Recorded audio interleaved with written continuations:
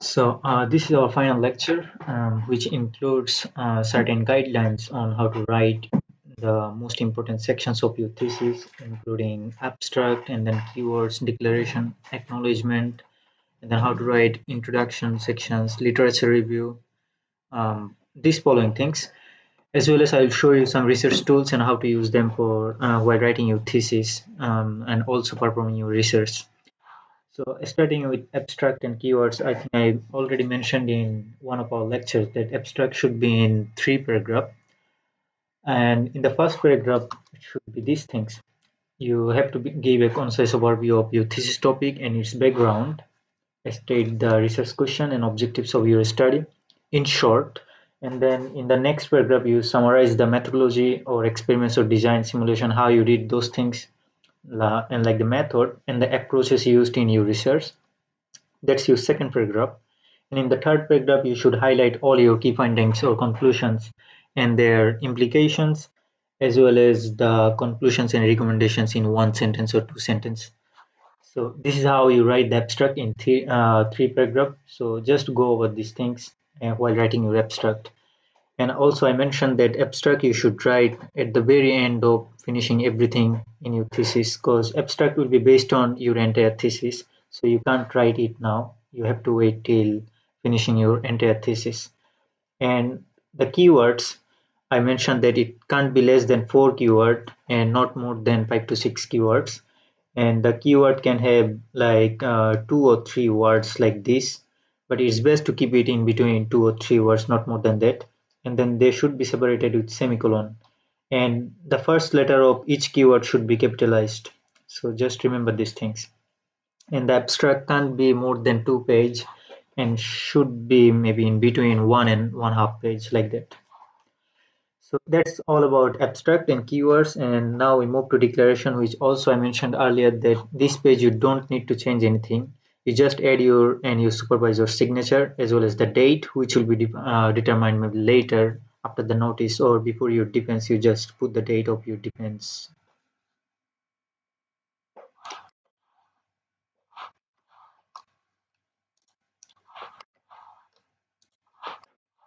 Next, one more important thing is content outline. So sometimes, maybe now you just started your research and writing your thesis, but before that, your supervisor might ask you to submit a contents outline, which is the chapters outline. Maybe your supervisor is interested in like how you plan to write your entire thesis, how many chapters, and then what will be the headings, first level, second level, and third level or fourth level headings, how you plan to write different sections like this, 1.1, 1.1.1, like that, how you break down your entire thesis in different outline.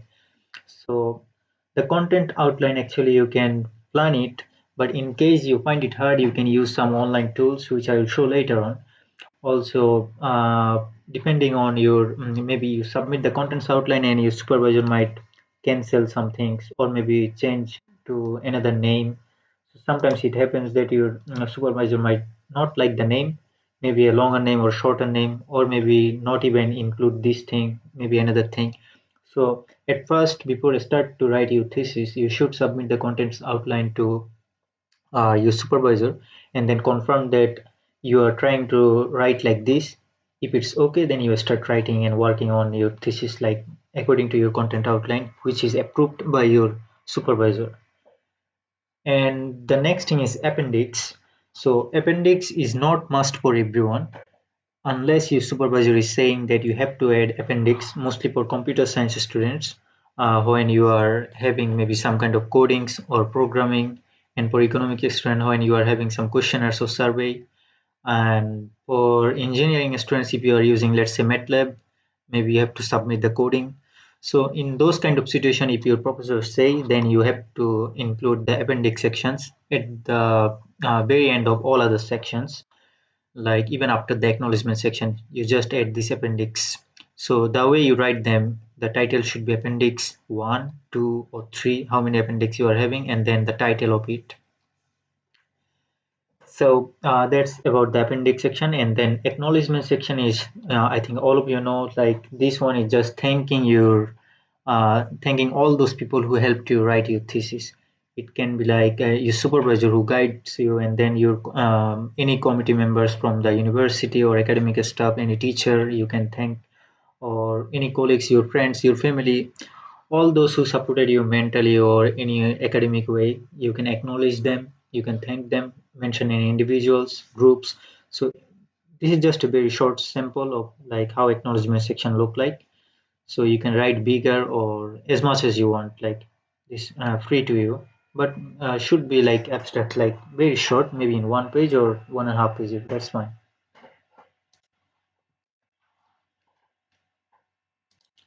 So now we talk about introduction and literature review, this section.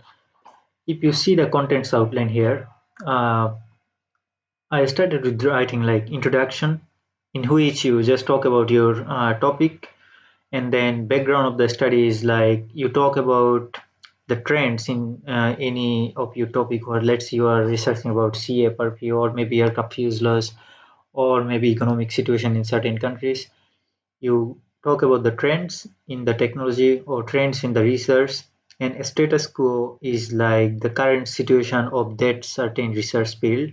So this is basically the literature review. In background of the study, you put all your literature reviews inside. So you talk about all the existing research, what they are dealing with, and then what are the gaps in their study. So how you plan to study those gaps, and what your research is dealing with to solve those gaps. So basically, it's just about like justifying your research is maybe filling up some gaps, and the current literatures are having some kind of limitations. To prove those things, you selectively maybe put some research inside and then talk about them and critically. And then based on this background analysis or background study or literature review, you create a problem statement, which is basically finding the problem that you want to solve. And based on this problem statement, you create your research questions. It can be, let's say, three research questions. So for three research questions, you have three objectives. And for three objectives, you have three hypotheses. So these are correlated. Your problem statement is just like one or two sentence statement, and then based on that statement you break down your based on the problem statement you create some research questions, and then objectives, then hypothesis. And this is actually the formal way of doing these things, but if you don't follow this kind of outline, it's not like that your thesis will be rejected. It's nothing like that, but it's good to follow this kind of outline. So you might maybe get some recommendation from your supervisor. If you show the content outline, should you follow this or maybe a different one? So it depends on your professor. And so after this one, after you define your problem statement, your research questions, objectives, and hypotheses, then you talk about your study scope, because a research topic can be vast, and then you can't maybe in this short thesis, bachelor thesis, you can't cover all the things. So you define your scope. It can be your limitations, and it can be your scope. Scope is like what you will be covering, and limitation is things that maybe you won't cover, and delimitation is like things that you are intentionally not covering. So keep these three words in mind: limitation, delimitation, and scope. You should talk about them in this part, as well as the significance of your results. So earlier here you talk about the research status, and then you found out some gaps and how your research want to contribute. And then based on this problem statement, you found a problem. And now here you have to talk about why this problem is important solving. You talk about the significance of this problem solving. So after that, you talk about the research design. In this section, actually talk about in very short, because this thing will be basically explained in details in chapter 3 in your research methodology section. So here you basically talk about the kind of theories you are using in your research, or the framework you are using, or the concepts you are using for your research. Maybe you are using CATIA for designing, or maybe MATLAB for simulation, or abacus for simulation. So, and also maybe let's say you are doing some survey for economics, and then or any question or any computer project. So you basically, in short, you talk about what you plan to do and how you plan to do that, what tools you will be using. So these things maybe in one or two paragraph you talk about this research design. And then finally the thesis outline, which is like what the readers are expected to see in the rest of the chapters of your thesis. In chapter 2, what, chapter 3, chapter 4, chapter 5, what they will be covering. So just give a short thesis outline. And here, actually, I told you in another lecture that you can use some kind of flowcharts or flow diagram or Visio diagram. So in section 1.3 and section 1.4, you can build some Visio diagram or a flowchart for this section and this section, because they would easily show, like, you can create, I will show you in after a while, you can create a flowchart which shows that chapter 1 has this content, and then chapter 2, chapter 3, chapter 4, chapter 5 in a flow diagram. And research design will also show you step by step what steps you will follow to reach your goal, to get the expected results you are planning to solve the problem. So you can use visual diagram for these two sections. Now, these are the things you should actually include in your research introduction and literature review section. And introduction and literature review, this section in chapter 1 should have at least 15 page, and rest depends on you, but not more than 20 page, because I mentioned you that the more you write, the more you expose yourself to plagiarism, right? So it's best to keep it between maybe 15 to 20, or even 10 is fine. So since it also includes the literature review, right? So you can include, maybe I think 15 is the best, 15 to 20 pages. Because if you include here 15 to 20 pages, and then in the chapter 2 you can include 10 pages, then chapter 3 15 page, chapter 4 10 page. So you plan out like that how many pages in each chapter be, and then in total, so that it shouldn't be less than 55. So just go over these things, and then how to write the introduction and literature review. This is your first chapter. So include these things. If you don't know them, study more on the research gaps and limitations. Your topic, you will definitely get like the research question, objective, hypothesis, or you can get the problem statement, the rationale. And literature review, of course, you need to review maybe at least 30 pages. And I showed you already how to use Zotero. You can keep track of all the paper you review, so that later you can create the references and citation based on them. And in the upcoming slides, I will show you some research tools which you can use for literature review, and also keeping track of what you are studying, how to cite them. So in this section, you see like the conclusion section is also very important, and the discussion, of course. So in the conclusion section, we basically summarize, first of all, our research question and objectives, and then we reflect on the research process, like the third chapter, methodology, how you did certain things or your experiments, and then you summarize the main findings of your results. And some professors, they actually want that you present the key findings in form of some bullet points, so numbering 1, 2, 3, 4, like that.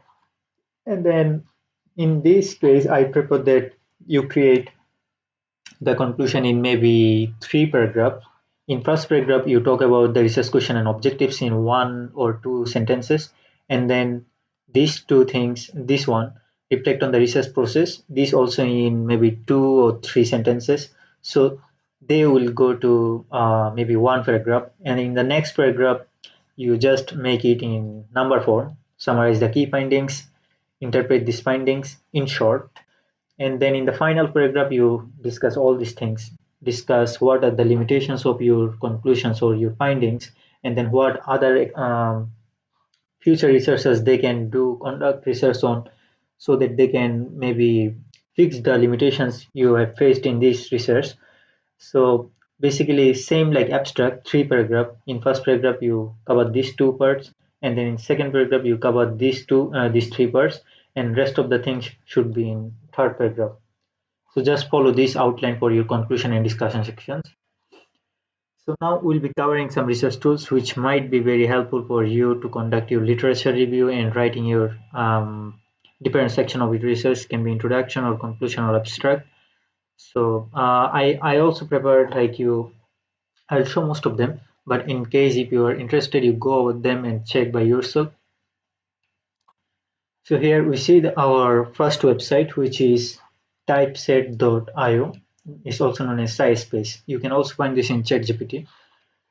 So what this basically is, you log in the website and then you can ask any questions. Now here I chose a topic. Basically you can choose any topic, you upload it, and then you can select different concepts. You can upload also, let's say you upload all the 30 literature review papers you have here, and then you can choose your library and then ask questions based on them. Maybe what are the similarities in these papers, or what are the differences, what are the key concepts described in these papers.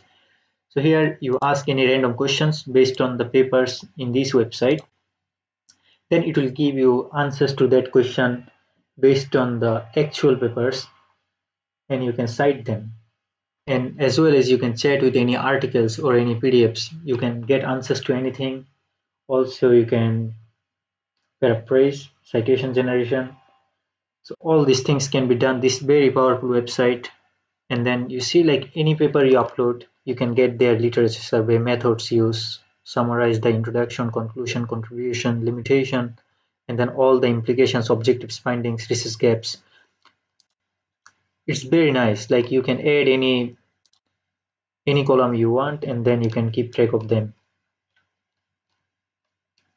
So I hope maybe you spend just 5 to 10 minutes, check out this website. If you don't understand, just go to YouTube and check on this, how to use SciSpace for research. It's very nice tool and very powerful tool. And the next website we'll be also using is Consensus. This app also very nice. Almost same like SciSpace, but SciSpace I prefer most. In this one also you can, let's say you have a question, CA public good for aircraft fuselage, then it will answer that question based on existing research papers like this, and you can cite them, all the papers. All these answers are based on fact in journal papers, and then later you can also export the citations in CSV file. So these two tools actually you can use for while you are writing maybe introduction and literature review section, because you need this kind of answers to the specific question for your literature review. The next tool is elicit.com, which is also same to Consensus. You can ask questions and then it will give you answer based on different papers. It gives you answer exactly like SciSpace. So you can choose any of these from these three tools. You can choose any of them. Here also you can add columns, summary, findings, methodology, like this. The next one is one of my favorite. You can use paperdigest.org. This one you can use for your literature review. So basically, let's say you need a literature review on your topic. You upload the topic here and then you select paper, and then it will give you all the papers related to, not all the papers, like it will give you certain papers related to your that topic. And then these are actual papers, not like fake generated like that. And then you can get the literature review as well, like that, and with the citations. You can download the citation. You can also download these things. So this is just for your reference. You can see this. If you don't know how to do literature review, you can get idea from here. You can just upload the topic, and then based on that you will get certain related works, and then download the citations. But make sure that you need to actually, depending on your supervisor's style, I told you earlier, the citation styles can change. The next website, this one is actually for chatting with some PDFs. Sometimes you are reading a research paper, but you don't understand the concepts, because research papers have very complex topics, maybe graphs you are not understanding, or maybe some tables or the concept you are not getting it. So that time you can chat with, you can also do it in ChatGPT itself, but these are dedicated for chatting with PDF. And then also there are some others like askyourpdf.com you can use. So basically this one, just for example, all of them are same. You upload your paper and then you ask question, maybe what are the conclusions of this paper, and then based on that it will analyze the paper and then give you answers to that question. So in this way, you don't have to actually go through all the papers and find out the key concepts what has been described here. Then you can use this. Just go through them in easy, understandable way. You can ask a lot of questions and it's free. The next one is not very useful for bachelor students, but still you can know it. It shows if you are doing the literature review by yourself and you are not finding any papers related to your topic, you can upload your topic here, and then based on that you can get a paper, and based on that paper it will give you a list of similar papers, and it will generate a graph, and all those papers you can maybe export as citation, and then also it will show you where to get those papers, or if available it can also give you the PDF. So these connected papers, and also there's another website similar, research rabbit research rabbit, you can use also this one.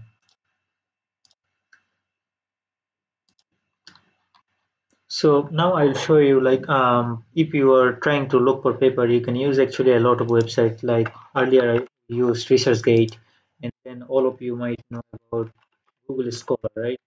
You know Google Scholar, and then Semantic Scholar you can use, and then Science Direct. But IEEE also you can use, the one we are in now.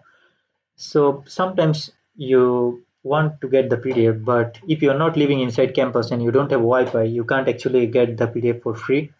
So in that case, you can do what? Look for a number, which in another lecture we already talked about. Find the DOI number, with this one, and go to this website. I think most of you know scihub.ren, or also you can use this website, LiveGen. This website, livegen.is. Same process. You upload your paper title or the DOI number here, and then it will get you the PDF for free. Most of the times the papers are available. Sometimes if not available, you can go for this website, and also this one gives the paper as citations here, and then you can download the paper. And here also you can scientific article, choose scientific article. If it's available, it will show here, and there are a number of ways you can find the articles. It will show, maybe you see, like it comes like this.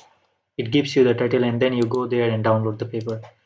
So basically these are some of the website you can use for making your research more easier. And then I also should show you the all these tools actually available also in ChatGPT. You can look for SciSpace,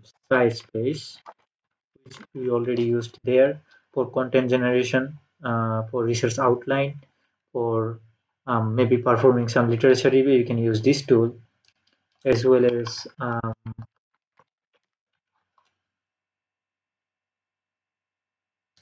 this one, research for consensus.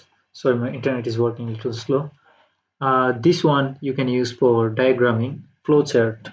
Last in one of our lecture I showed you can use for diagram, whimsical diagram, or diagram.io, like that. Also you can use Visio, and sometimes you need to generate some kind of images for maybe backgroundless image, for showing your research methodology. That time you can use Image Generator Pro.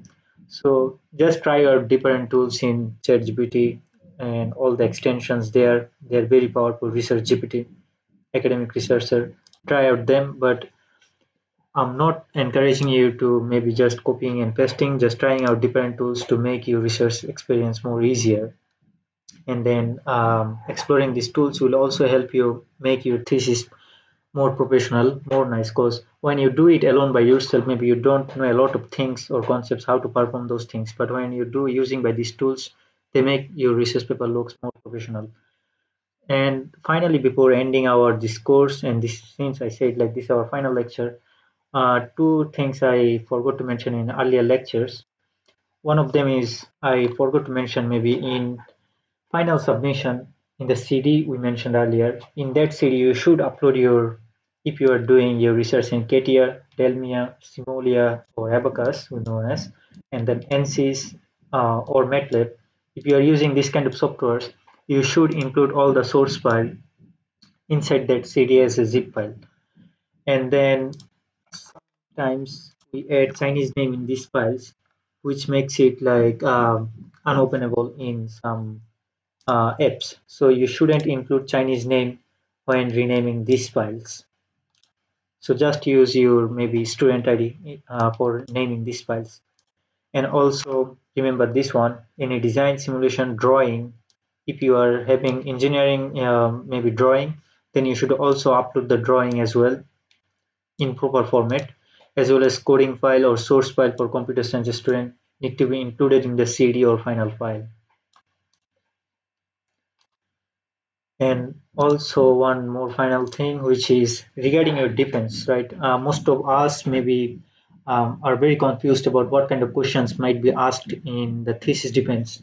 So I think you can go over Google and ask, search by these common questions asked in the thesis defense. You can get a lot of articles. Just practice those questions, and you will feel more confident, as well as how to prepare your thesis defense presentation. Also in maybe in lecture 9, I gave a detailed explanation on how to prepare your presentation. Still, if you don't feel confident, you go over, check some YouTube videos, and then this website is very good. You can go there and then get some ideas on how to prepare your thesis presentation.